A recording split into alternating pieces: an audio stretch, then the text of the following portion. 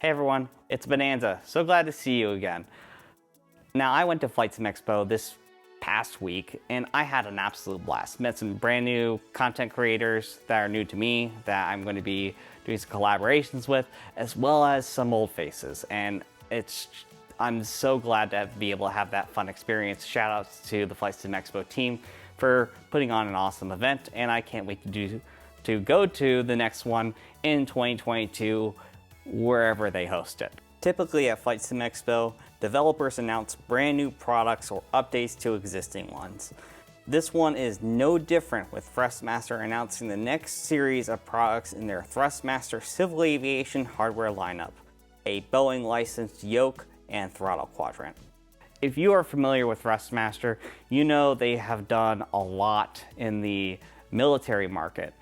In 2020, they came out with their Airbus line as their starting point into their Thrustmaster civil aviation lineup.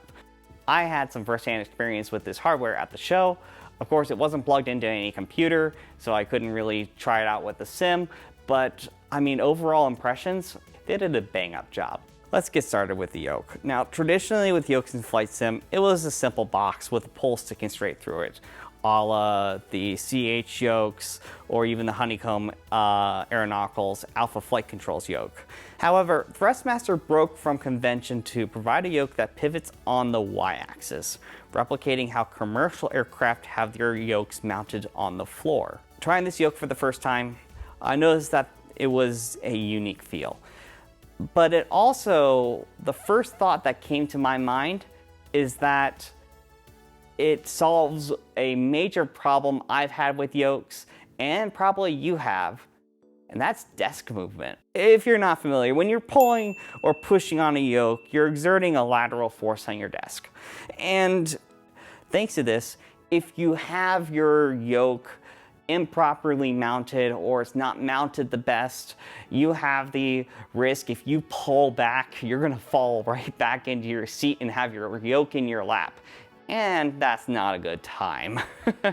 I remember as a kid, I didn't have the best desk mounting in the world. So whenever I yanked that yoke, unfortunately, I didn't even get back to the full travel and it was already off its thing.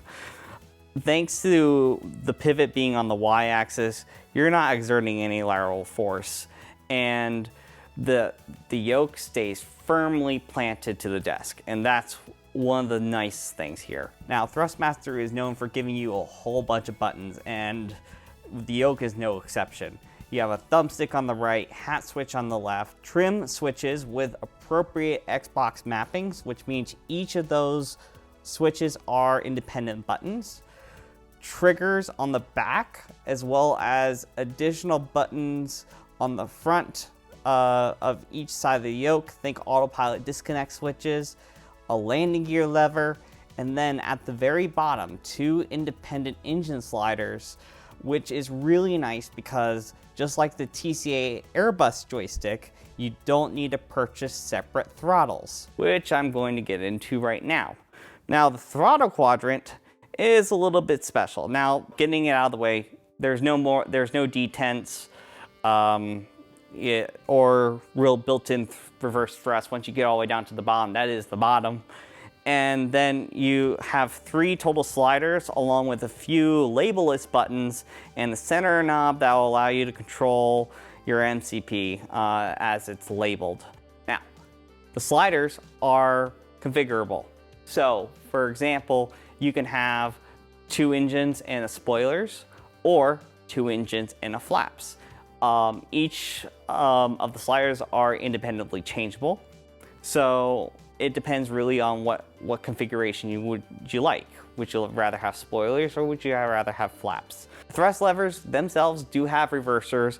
When you pull them back, they will click into place, and I believe that's going to be mapped to a button. So for X-Plane users or Microsoft Flight Sim users, I expect for you to go to that reverse thrust latch and then push the throttles forward to vary the reverse thrust, or you can also map it to hold to max thrust. But I mean, it depends on how you want to fly or map your controls. Overall, I thought the feeling that I got manipulating everything was absolutely smooth. and very well refined. And that comes down to where I think this is going to land from a pricing standpoint. Now, while we don't have pricing information for these products, I don't expect them to break the bank at all. I expect them to be affordable, sort of like the Airbus line, but I can understand with the Yoke and the hardware, it's going to be probably a little bit more expensive.